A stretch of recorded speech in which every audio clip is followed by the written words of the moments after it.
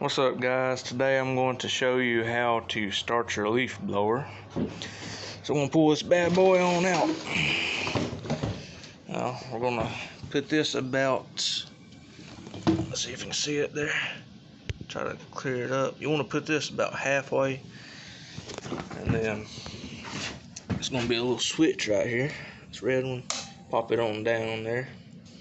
And under, can't really see it, but you're going to, little thing, let me see if right there, you're going to press that in about 10 times. That's going to get the fuel going through it. I think that I did that 10 times, I didn't count, but as soon as you do that, you're going to, I'll put my hand on this handle here and you're going to pull it. So let me set it down.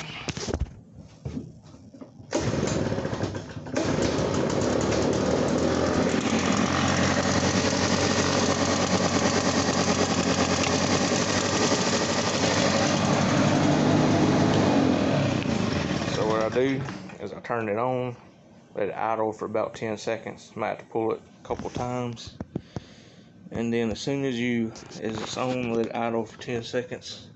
Then you want to flip the switch right here up. But yeah, so you want to have it down when you're pulling the string, and then as soon as you're ready to use it, just flip it on up. So that is how you use that. Hopefully that was helpful. I'll see y'all later. And of course, if you just want to turn it off, you just bring that all the way up right there.